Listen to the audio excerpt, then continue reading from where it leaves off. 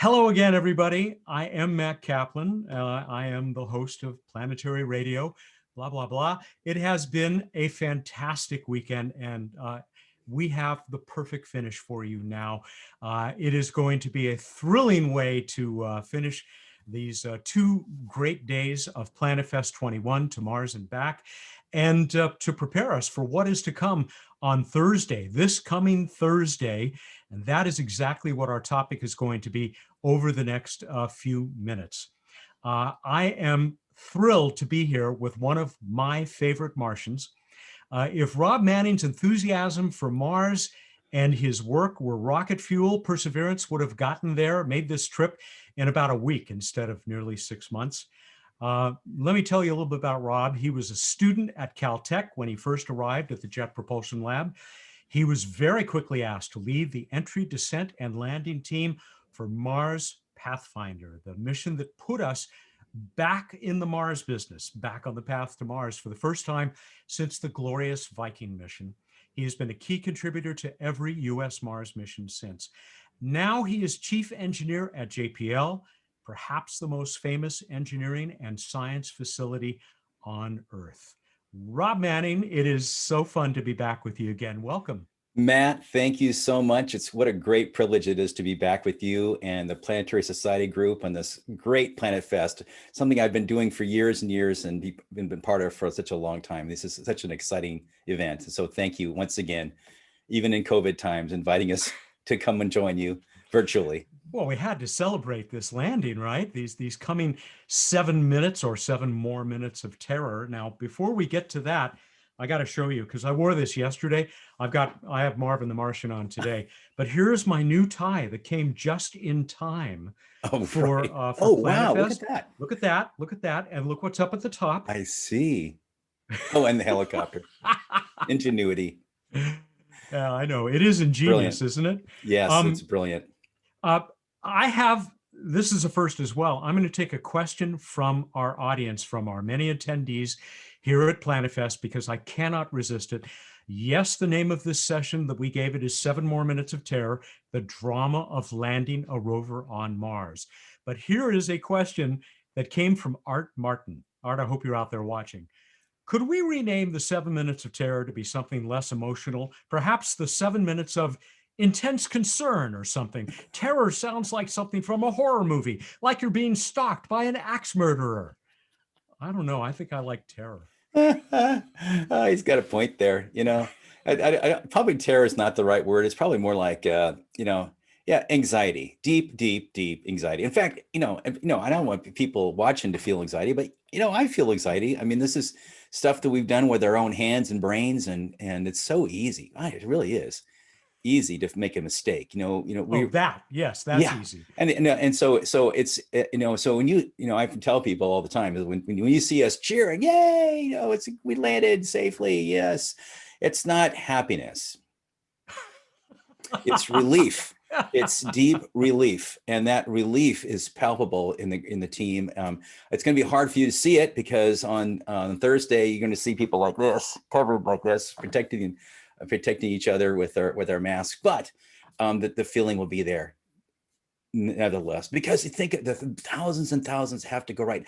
I tell people all the time, failure is the default outcome. It's so much easier to go wrong than go right. To go right, you mean you really have to work and think and go deeply into these problems and to see what you might have missed. And this is why, by the way, it's still the case. Of all of humanity's efforts to land on Mars, we still haven't got 50% success rate yet. This is going to put us slightly over the top. Cross your fingers on Thursday, but it's been a rough ride for humanity's efforts to challenge, and it's really hard. It's really hard. It's easy to go wrong. You've heard me say it. Space is hard. Mars is harder. Yes. Yes. Mars is harder. Remind us of why it is so hard to get something down to the surface of Mars in one piece. Well, I think the biggest reason is that we don't get to practice it that often, and you really can't test it here on this planet. Mars is, and that's really the biggest difference is that the atmosphere is so thin. The gravity is smaller. Yes, there's only 3/8 Earth's gravity, but the atmosphere is so thin, and you doing something that, no one in their right mind would do on this planet, and that is try to land, and not atop of an area like as high equivalent to Mount Everest, but many times higher, 120 to 120 to 150,000 feet above the ground. You're trying to land in the stratosphere. What are you doing? And so, and plus we really can't practice it in this environment. So we have to do this piecemeal on this planet, and it's hard. It's hard to glue all this stuff together and make sure you didn't make a mistake. It's really easy to go wrong. So our ability to test it is really limited. And so so here we are. So think about this rover. The first time this rover will have practiced EDL for real, I mean, getting all these pieces together, is on Thursday. The only other time that we lowered a rover down on ropes was in August 2012 when MSL, Mars But that went Curiosity. well. Thank goodness. We were very relieved. But it's easy to go wrong. And I tell you, I don't want to, public terror isn't the right word, but anxiety, unfortunately there's no lives involved here. I'm thankful about that. And I've been working on building these landers and rovers for a long time. And even then I still have nightmares that I inadvertently set my dog on board and it's about ready to land. And I start freaking out. I'm like, oh my gosh, no, these are like dreams I have. But it is for us, it's more terrifying. Yeah, it's only money, but it's your money. It's a lot of your money. So thank you. And the taxpayer, we owe it to you to get it right. And so if we don't get it right this Thursday, I'll say I apologize, but I can tell you it's easy to go wrong. And we are taking risks. There's no doubt about it. There's no doubt about it. That's the business. And it won't be, if it fails, and it won't be for lack of trying or for testing or all the other things that you folks at JPL do so well. Yeah, we thank you. And I think that's true. I mean, you can give us, but the thing is, we can have it. Remember that simple math error we had in 1999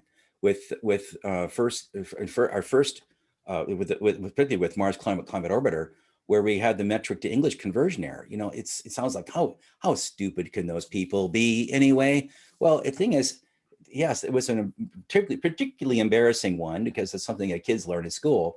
But there's hundreds of others, thousands of others that we could have made the equally dumb mistake, been much more subtle maybe in terms of finding it. But it's no less easy to make. And so and again, it's related to testing. They really didn't have a good test program to test the phenomena of these small forces that happened. And by the way, and Mars Polar Lander just a couple months later vanished without a trace. And and to this day, although we've got new more likely failure modes that we learned we're building Phoenix at InSight, but in fact very likely. But nevertheless, I think it's still a mystery exactly what happened.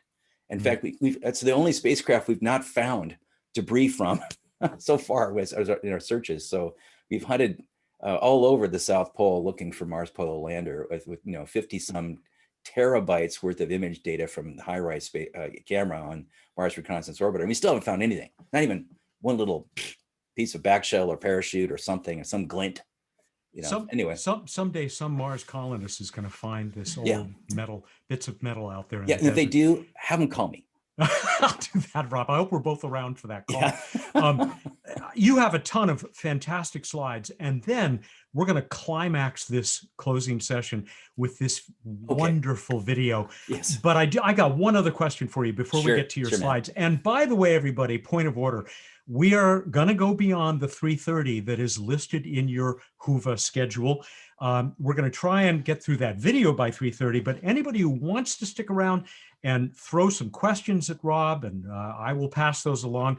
We're going to stick around until at least 3:45. I think that's when we'll probably be ready to call it quits. That's fine. 3:45. Here's that last question before we start to look at what's going to happen on Thursday. Why not, he asked, just power all the way down, like InSight, Phoenix, and Viking? Well, to be honest with you, we're powering. That's a great question. But it turns out we are powering down the same distance as Mars Polar Lander and Viking and insight. We just did it differently. If you remember, all of them look the same. They all have this space capsule goes, and I'll talk more about that. Screeching through the atmosphere, 13,000 miles an hour, 12,000 miles an hour, and then slowing down with, getting down to 1,000 miles an hour with a parachute. And then the parachute opens up, the heat shield falls away. And then now you have a vehicle about, a mile above the ground is when you fall away and turn your engines on. Turn your engine on and then fall away in that order. And then get to the surface. So what's different about this is all of our vehicles will look the same in that regard. They all separated out, except a slight difference with Pathfinder and MER, but it's pretty darn close. Even they came apart, except they stayed attached with a rope. So all of them use about the same, all these, at least Phoenix, Insight, Viking, and Curiosity, and now Perseverance, all use the same propulsive descent and use the same fuel. If you try to power down all the way from the top, well, first of all, it's really hard to power through hypersonic flight because of the heating issues. You have to kind of wait to your supersonic to cool down a little bit, just like SpaceX does it for their return of their lower first and second stages. Anyway, so we do it. Basically, the answer is the same. It's the same amount of fuel, the same amount of stuff. The difference is that we don't just land with a propulsion system. So those last few meters. It's really the last few meters. Yeah, last 22 meters. Where we actually go at a very constant velocity, and I'll talk more about that. But that's the reason. So in that sense, it's identical except for the end, and that's how things are very different with these various landing systems. It's really the L part, the landing, the touchdown part, that's different. The whole descent phase and the entry phase. So the E and the D of EDL are the same. It's the L at the end that varies depending on what you're trying to do and how much money you have. So let's go ahead and share your screen, and let's start powering through those slides and take us through what we saw with Curiosity and what we're about to see again. Okay, now can you see my slide? Sure can. Okay, well, so we're coming right up here, folks. You notice I didn't want to use terror here.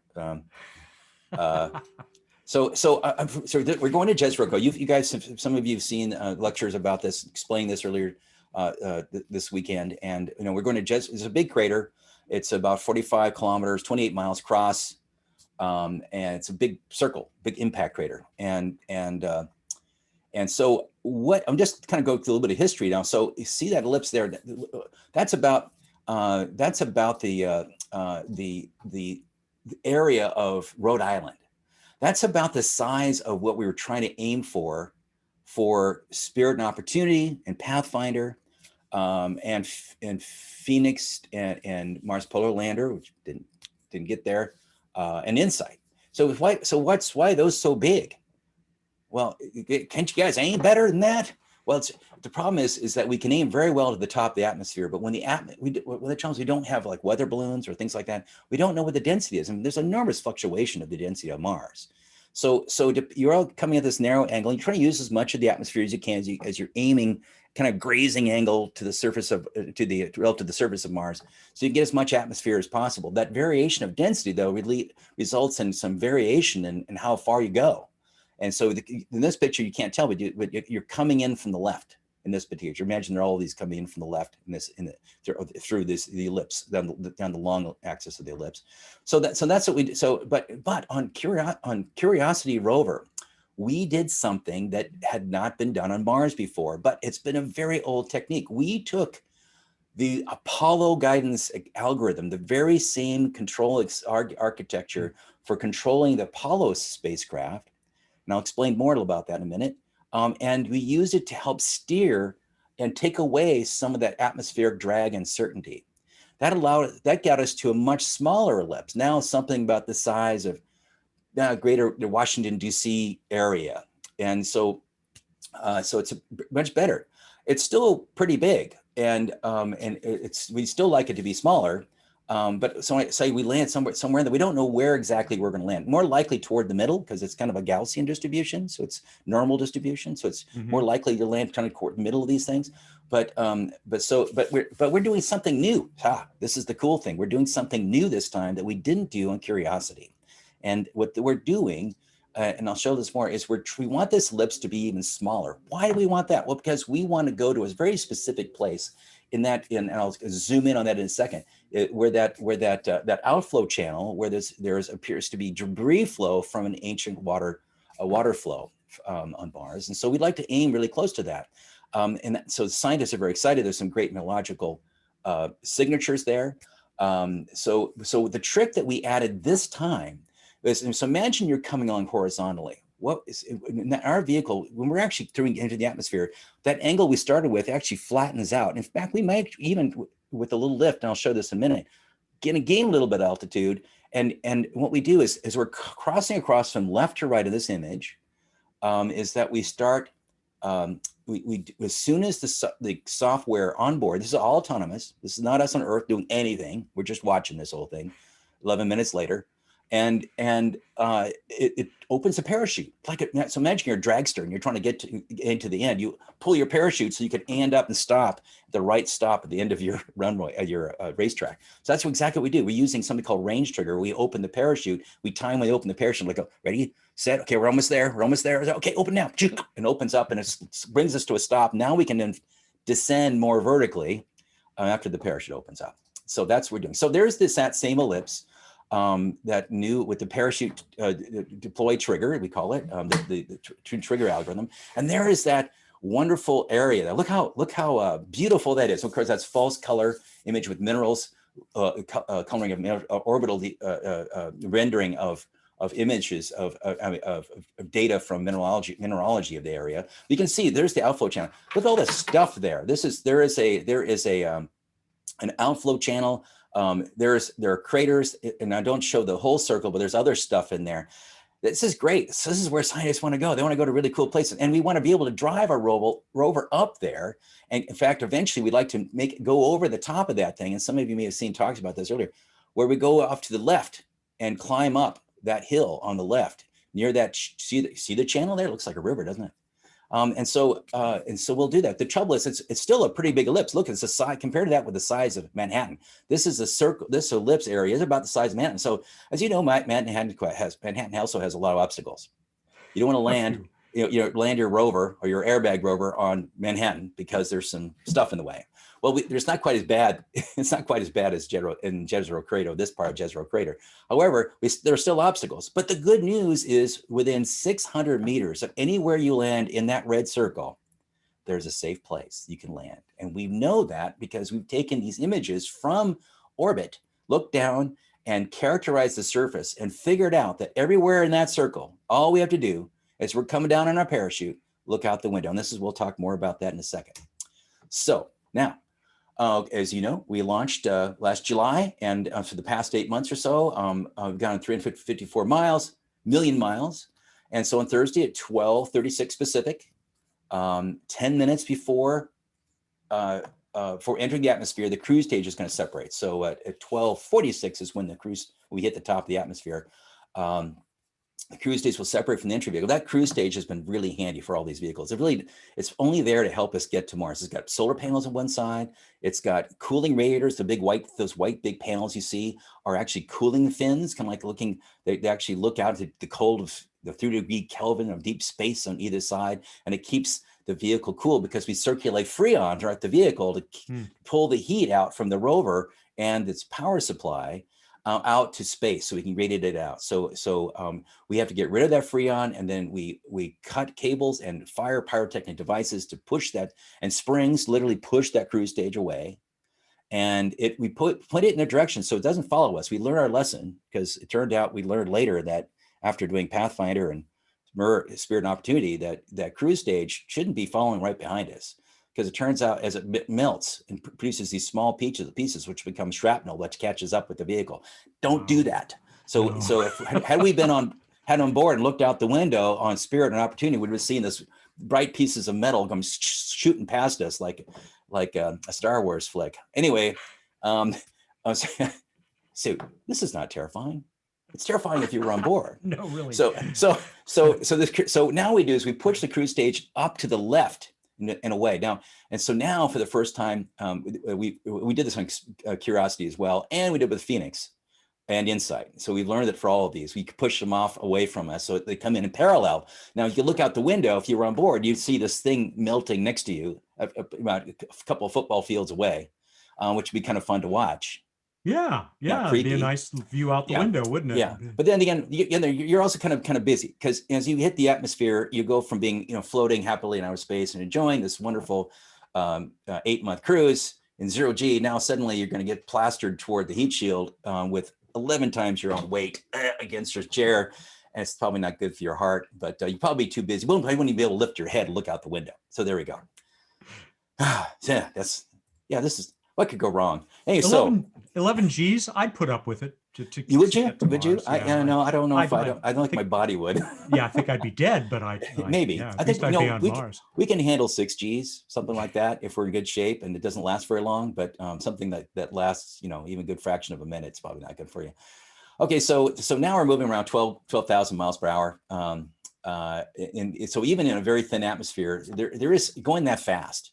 There's enough that speed is enough speed, even with a thin atmosphere, to get you a significant amount of lift.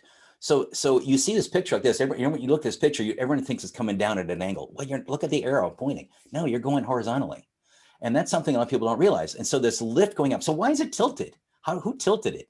Does the gate tilt? How come it doesn't just straighten itself out? Well, there's a little trick I didn't mention. Just after the cruise stage was released, we also separated with another pyrotechnic device a big chunk of metal, pushed it off. And on the metal, that metal is on the downside. I don't know if you can see my cursor down here. Can you see that cursor? Yes, we can. So right down here is where this big lump of metal was. And now that metal's gone. Now the center of mass, which was once in the middle, is now up high. And now this stuff wants to fly this way. And because the center of mass is offset, just like Apollo, it now wants to fly with an angle. Got this little cant thing going on. So now it's got that angle. Now it's kind of like trying to be like a very poor man's wing, just kind of pushing its way through. And guess what? It produces lift. And that lift, because the vehicle can be rotated with so there's see those little black dots here. Those are where the reaction control jets are, and those allow the vehicle to rotate back and forth. So you could rotate the lift vector left and right and steer this thing. And so this thing makes big S turns on the way. Now it doesn't make if it happens to be aimed just right on already, and everything's fine, it won't make too many S turns. It'll just make one kind of gradual turn towards orientation. But if it thinks it's going to go far, it's going to make much tighter turns and be just like and this is exactly, if you've ever been on a glider, been part of a glider, or just seen how gliders work. How do you if you're coming in kind of fast, how do you get rid of your speed to land in the proper landing spot? Well, you do that. You have to take these turns and basically take away some of that speed and basically spend more distance to travel to slow down. And that's exactly what we do. And that's how we get it. But it only gets you so far, because once your parachute opens up, now you're subject to the vagaries of wind. And that's the reason we have a big ellipse that's still the size of Manhattan and not something that's the size of your backyard. That could change. And you may have heard from Dave Spencer and others earlier today talking about the sample return. And so one thing that you could do is, once you come off the parachute, bring a lot more fuel with you. Now you can divert not just 600 meters, but you can go a good decent distance away. But you still need another trick. This is something else we do. So let me just finish this one. So the parachute opens up as usual, the supersonic parachute, which we all love to hate. I mean, it's such a nice light thing. It's about 100 kilograms worth of stuff, fabric and stuff, and it's launched off in a big cannon. And we're all kind of used to designing a rover that doesn't mind being attached to the business end of a cannon, and the back of a business end. So you can imagine the kind of reaction you get when you fire this mass 100 kilogram load of compact fabric that's been squished down to the density of cordwood. Literally, it's wood. It's like you can knock on it. Duck, duck, duck, duck. It's pretty darn packed, vacuum packed, and so it's pushed out very high speeds, and it opens up very quickly to 21 or so meters across, 21 and a half, I think, maybe a little bit more. I can't remember now. It's roughly about that, and so and it slows you down very quickly from about 1,000 miles an hour. 1,000. Who in their right mind opens a parachute at 1,000 miles an hour? Only you guys. If you're skydiving and you go at 1,000 miles an hour, you probably want to wait a little bit before you open that parachute. Because your air is so thick here on Earth, it'll slow you down, and eventually you'll slow down to 200 miles an hour without a parachute. But now we're 1,000 miles an hour with a parachute. We open this up. The parachute opens up, kabam, opens up, and just, another great. Imagine if you were on board, it'd be another neck breaker, jerking you, slowing you down very quickly. And you get to this jerk and you slow down. Pretty soon you're slowing down to a really nice, slow 200 miles an hour. So you're going the same speed or now faster than a human being who's skydiving on this planet without a parachute. See, Matt, people go, Rob, well, what are you doing with this parachute? Why don't you just go to rockets right away? Well, we could, honestly, you could go to rockets and use fuel. But that's a lot of fuel, it turns out, because you have to do that. You have to slow down. You can start the engines lower, but you're still going 1,000 miles an hour. That's a big 1,000 meter per second delta V that you need to execute in a matter of seconds because the ground is coming fast. And so that's the, yeah, this is, I get nightmares about this. So nightmares developing it too. I know. Hey, listen, let me break in for a minute. Sure. Obviously, because I know that all of you out there are enjoying this as much as I am, because Rob's just fun to listen to. We're already almost at 3:30. No. But listen, we're going to stick with you, because I know everybody's loving this. So, I'll give you the 10-second. So this is what's the second that's new, and you guys already heard about this already. Is that for the first time ever, in order to divert to a safe place, this rover needs to figure out where it is, and for the first time in history at Mars, we have a vehicle that's going to look out the window on its own, look down through a camera right down there at the bottom there, look straight down, and it's going to take some pictures, and it's going to do a two-dimensional image correlation from those images and figure out from onboard maps where it is. It compares what it sees from what's on board's map, and once it figures out where it is, I think it says, okay, then pulls out another map called a hazard map that's color-coded with safe places, and it finds the nearest safe place to land, and it diverts to that. And that's what's new. Let's do the movie. It's beautiful. It is such, I don't want to minimize this achievement because this is such a big deal. It is a big deal. I can talk more about it too. All right. Well, maybe we'll come back because I'm already seeing messages from all the folks who are watching us today saying, bring it on, Rob. We want to continue on this trip with you. If you're ready, though, we'll go ahead and do the video. Let's do it. I don't know if Josh of Swaim Strategies, is he going to need to stop sharing his screen to be able to do this? But if not, you can just go ahead and roll it. And Rob, if you will narrate this for us. Sure. As it goes. Yeah. Someone says, Simon Parker says, don't stop now, Rob. Sorry, Simon. If I could have you stop your screen share, Rob, I'll go ahead and get us moving. Stop there. Thank you. Okay. Here we go. Okay, so this is basically the full up version of this. Now this is still a little faster than real life. I mean, this is supposed to take seven minutes. So there's a question for you. We are talking again about 7 minutes, right? Just pretty much. Actually, Spirit and Opportunity came in a little bit faster and came 6 minutes, and Pathfinder was a little bit faster still. But so 7 minutes seems to be the kind of number. Oh my gosh, it just bumped into me.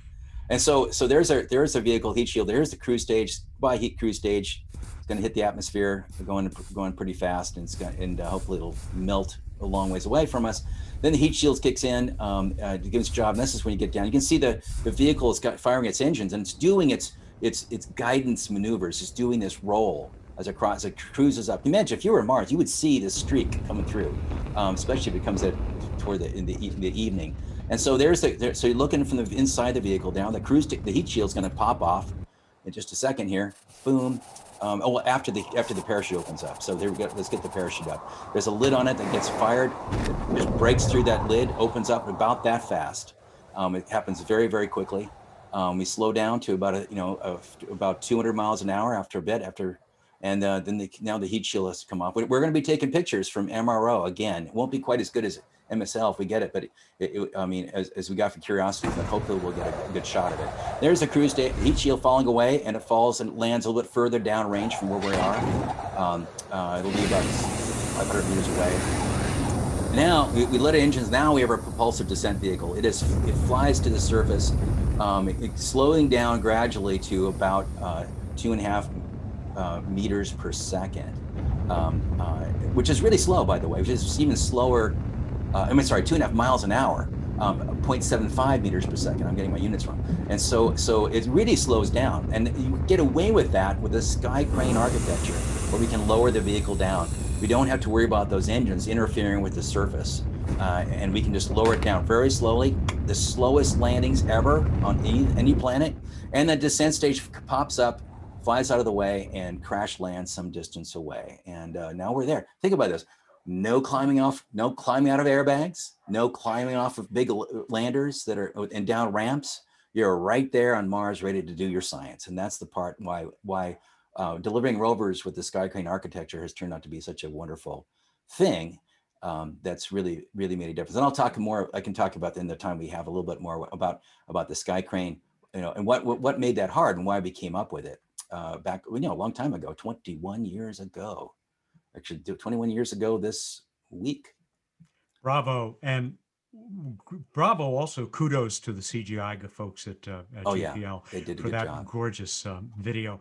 I got a sky crane question for you from one of our viewers, Craig O'Donnelly. He says, how is it? But really, I'm going to ask, and I just lost the question because we went back to full screen. Oh, I'm sorry, I'll stop. Oh, no, that wasn't you.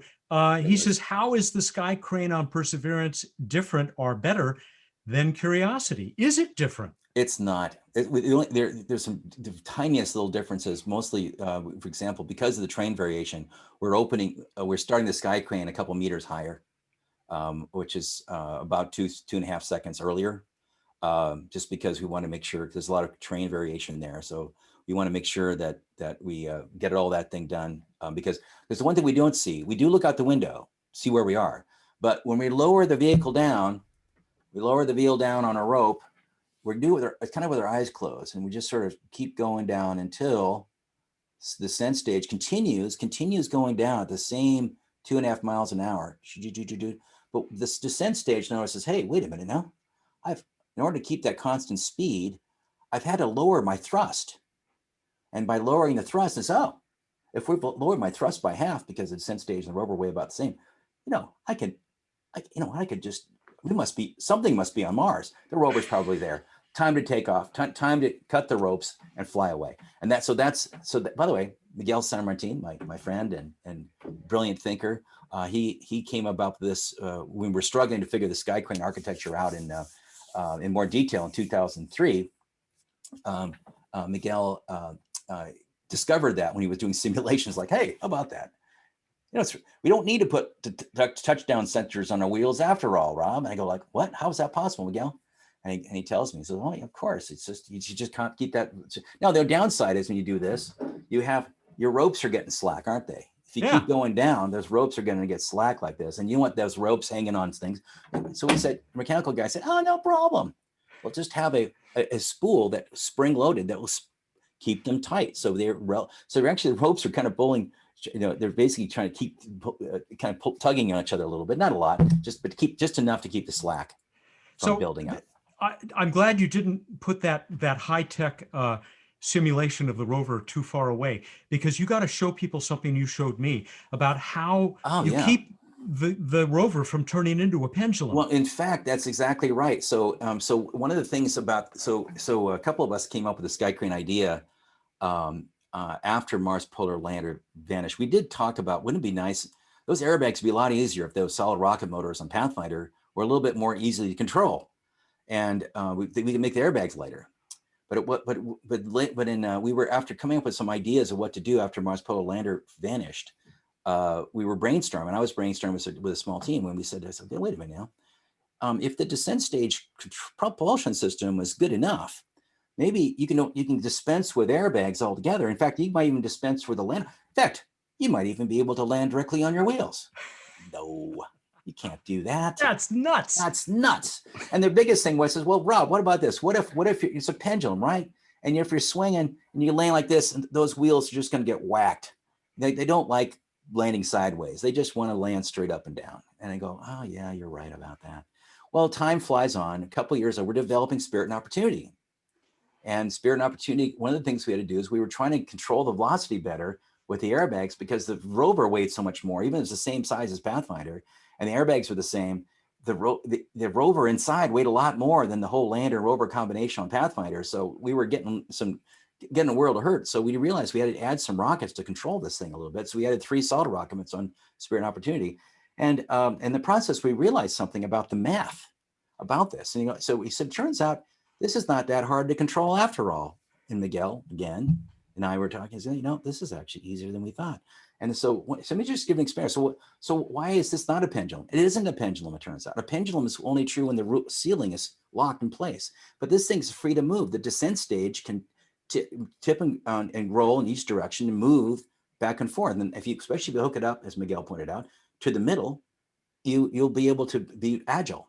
So I said, well, so if we could do that, so how do we deal with this? He says, watch this. So you can do this at home. This is easy. This is physics 101. Or physics 1. This is easy, but it's fun. We didn't even know this. This is why rocket science isn't obvious even to rocket scientists, right? So we thought, so how about this? So how do you stop a pendulum with a descent stage? How tough is it? So let's try this. Let's try it. I'm just going to back up a little bit, make it a little bit longer. Okay. Let's try this. 1, ready, set, stop. Do it again. Isaac Ready, Newton. Set, stop. Isaac Newton would be so proud. Yeah. So it turns out the algorithm that you need is basically just when you sense the force at an angle, you just null out that angle and it straightens up immediately. You can do this with your eyes closed. It's easy. Try it.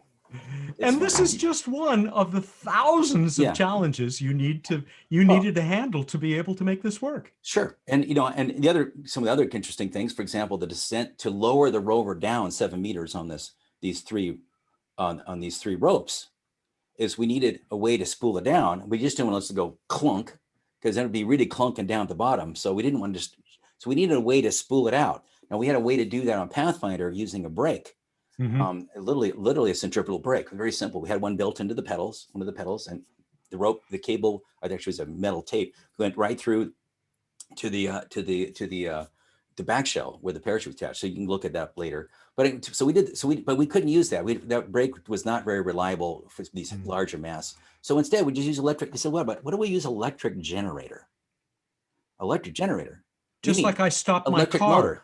So just like Tesla's with my hybrid, that's how I stop. Exactly, a hybrid. You press the brakes. You're not really pressing the brakes. What you're doing is your motor is being converted into an electric generator, and so they convert the axle speed into electrical energy, which then has to go somewhere. So we have an electric motor up there, in effect, called the bridle umbilical device, the BUD, and we send electrical power from that into some resistors, which we don't really need. We could have hooked it up and charged the battery a little bit, but so we just run into some resistors. And so we use electric generator as a way to lower the rover down at a fixed speed.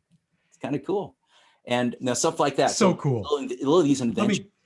Let's go through a few more questions that are coming in from people. One that is not for you, Rob, but for all of us at the Planetary Society. When will TPS move from Pasadena to Mars, says David Wright. David, I'll be ready. If the pandemic goes on much longer, I will be ready tomorrow. When will the first picture come in from the rover, says Heidi Jacobs. Ooh, well, okay. If we're not, so this, I'm knock on wood. Hear that? Yeah. So I'm knocking on wood. If things go really well on Thursday, it'll only be about a minute or 2 or 3 since some touchdown that we might get our first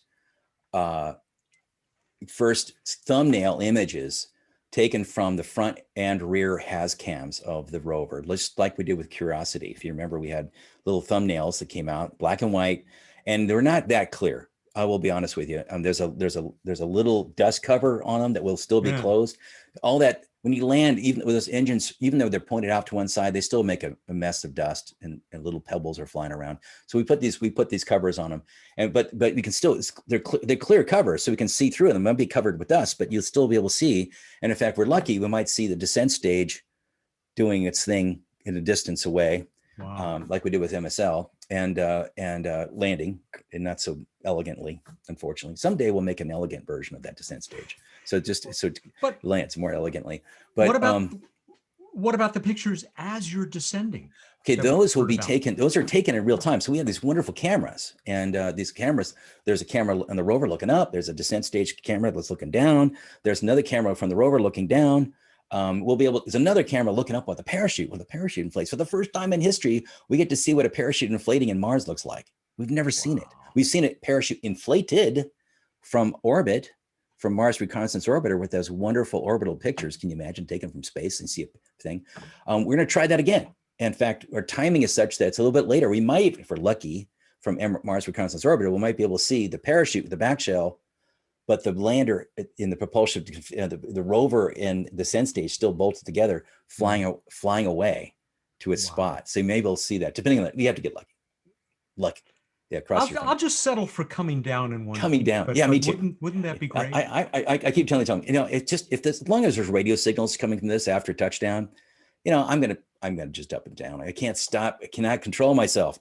But they say, well, Rob, what rover could be upside down? It could be in trouble. Yeah, you're right. It's true. It could be in trouble. So these cameras, so these images will start to come down over the course of the multiple passes, which is probably the first opportunity to see something.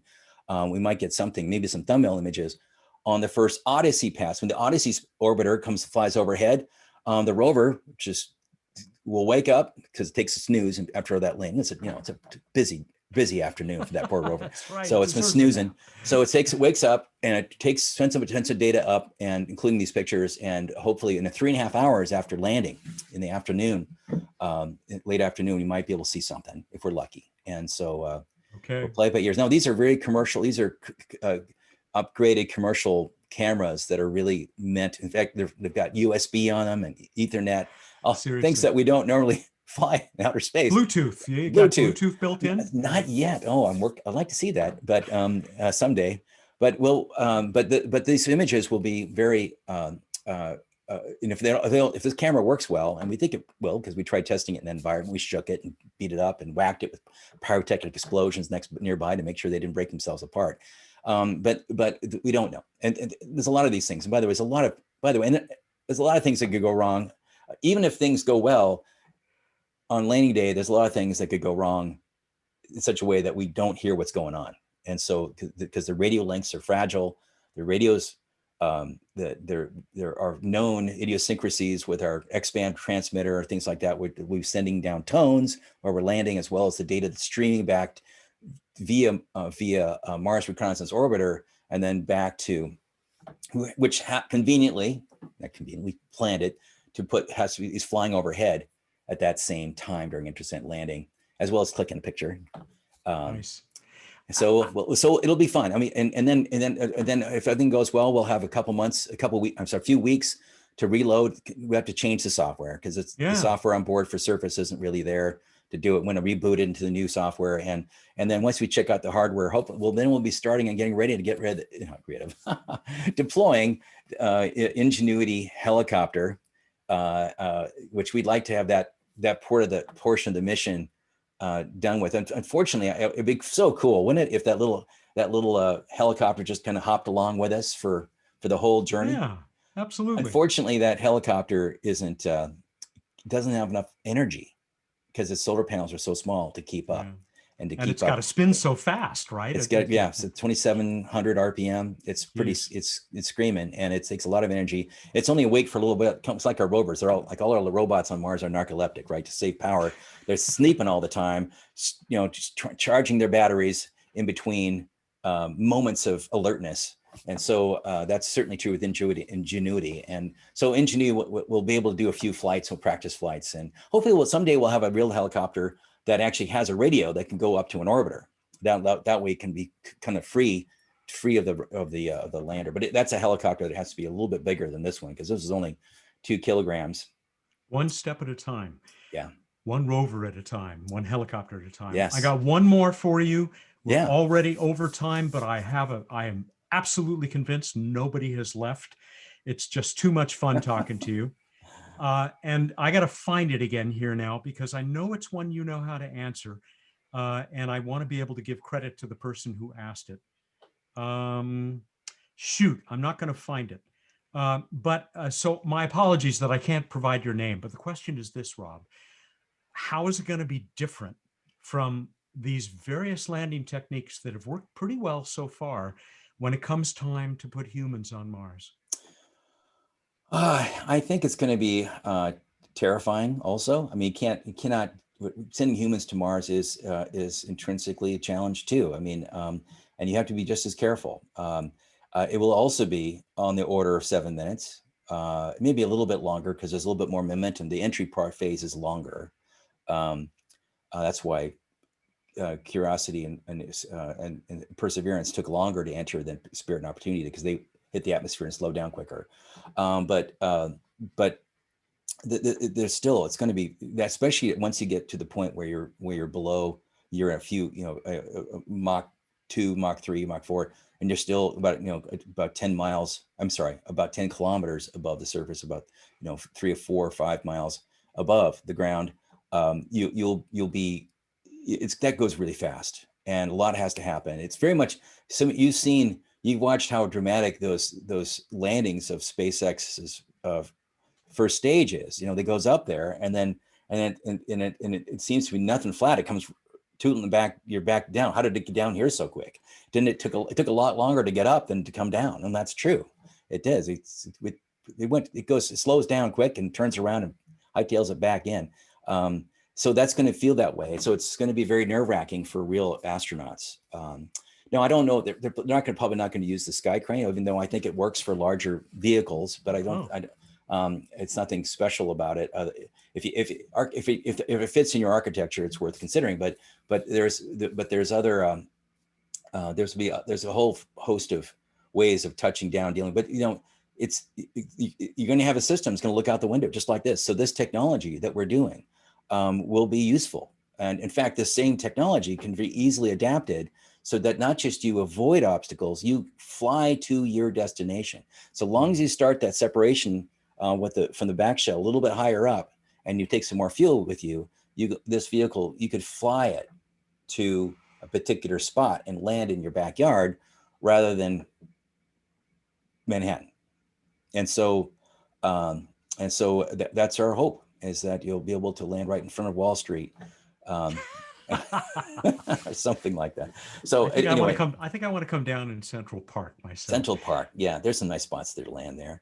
Rob, I so want to keep doing this with you. I look forward to another opportunity. We've done this before, and I have loved every time, and I'm sure that I will love it again. But it won't be until after those 7 minutes of terror. On Thursday. Well, stay tuned. You'll, at least current plan is you'll be seeing me as I'm doing some color commentary. Oh, great! That's great. During the landing itself. So you may be. We will all be listening. We're going to be doing our complimentary coverage led by our boss, Bill Nye. But basically, it will be that NASA TV feed. Right. I'm so glad that your voice, with your steadying voice and enthusiastic voice, will be one of the ones that we hear that day. And you'll hear the voice of the team members. Swati Mohan, for example, she's awesome, amazing. She's doing the more detailed events detection, but she was a key player in the development of this terrain relative navigation architecture. This lander vision system that basically sees what they're looking at, looking out the window. So all these people you see are all key players in all the developments, all these things that came on. And we have this wonderfully diverse group of people, incredibly talented group who worked so hard for so many years to get this thing to work. And the drama is just beginning once we land. There's so much more than just the helicopter mission, but collecting samples for the first time and incredibly pristine samples with equipment, as you heard earlier today, a discussion. I mean, just how pristine, how clean the two sample tubes are, the cleanest human as any humans have ever tried to do on this planet is what we try to do. This mission has so much going for it. I also think of the young engineers and young scientists who are cutting their teeth, some of them on this mission. As you know, I had your colleague, EDL colleague, Gregory Villar, on the show on Planetary Radio just recently. I know he's great. You're another fan of his. Yes, I am. And they are lucky to have you around, man. So are we. Well, we got to get out of here. This is Chief Engineer of the Jet Propulsion Laboratory. Nobody on Earth knows more than he does about how to get stuff down to the surface of Mars.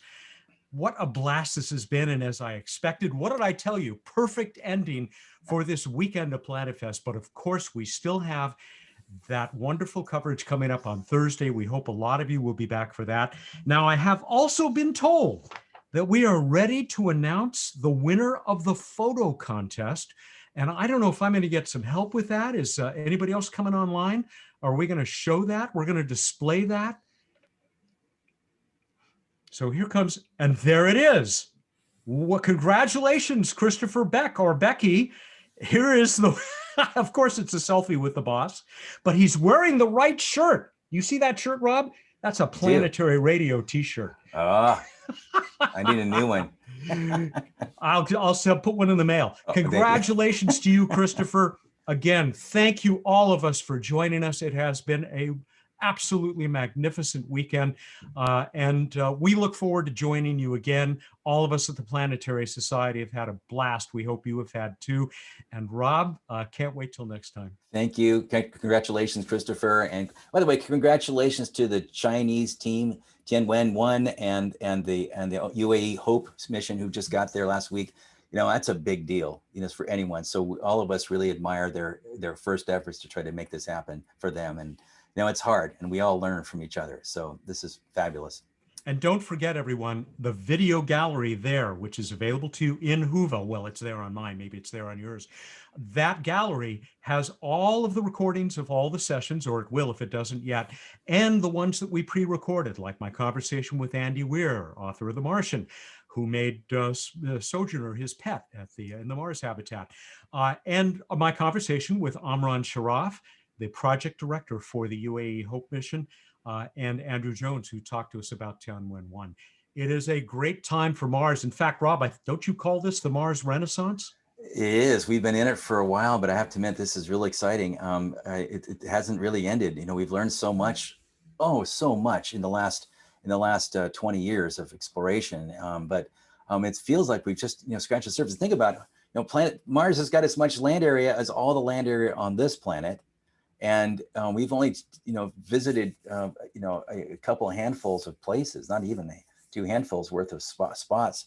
And so, so this is we're going to be learning a lot, and this is a big planet just around the corner from the sun, from us, as we need to go. It's worth visiting. The great adventure is just getting underway. That's it, everybody. Thank you so much. We hope to see you again on Thursday. Rob, I know we're going to see you. Best of luck to you and the entire team. Thank you. You too. Take care, everyone. Take care, everybody. Thanks, everybody. Thanks to all of our space enthusiasts for making Planet Fest a terrific success. We look forward to connecting with you on Thursday. Have a great rest of your day.